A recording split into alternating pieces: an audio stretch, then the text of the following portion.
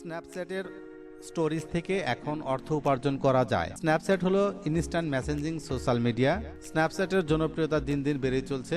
স্ন্যাপচ্যাটের জনপ্রিয়তার মূল কারণ হলো এখানে আপনি পোস্ট করলে 24 ঘন্টা পর সেই পোস্টটা অটো ডিলিট হয়ে যায়।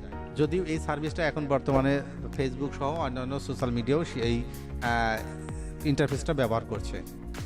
টিকটক লাইকের মতোই স্ন্যাপচ্যাট, এখানে ভিডিও এবং শর্ট ভিডিও এবং আপনার ইমেজ শেয়ার করতে পারবেন।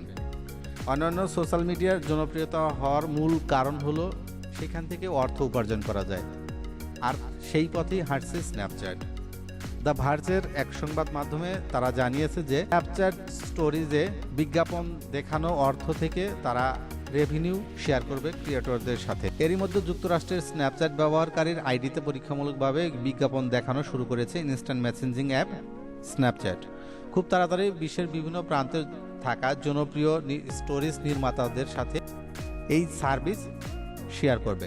বর্তমানে স্ন্যাপচ্যাটের স্টোরিজে বিজ্ঞাপন দেখা গেলেও সেখান থেকে অর্থ উপার্জন করতে পারছে না নির্মাতাগণ। এখানে সবচেয়ে বড় সমস্যা হলো সব নির্মাতারাই এই অর্থ উপার্জন করতে পারবেন না। বর্তমানে শুধু স্ন্যাপচ্যাট স্টার হিসাবে যারা পরিচিত তারাই শুধু এই অর্থ উপার্জন করতে পারবে।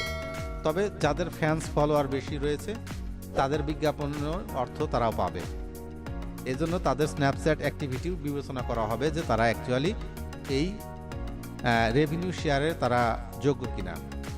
আর এই যোগ্য হতে গেলে তাকে প্রতিনিয়ত আপনাকে কন্টিনিউ পোস্ট করতে হবে এবং অ্যাক্টিভিটি ভালো থাকতে হবে।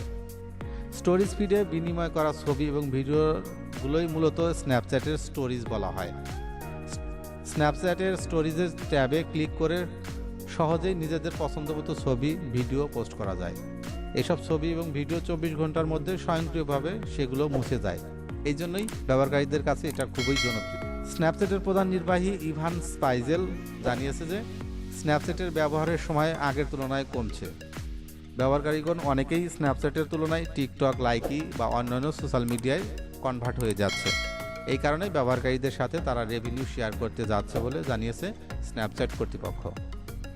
আশা করি বিষয়টা বুঝতে পেরেছেন। ধন্যবাদ। পরবর্তী এপিসোড দেখার আমন্ত্রণ জানিয়ে আজকের মতো এখানেই বিদায় নিচ্ছি। আল্লাহ হাফেজ।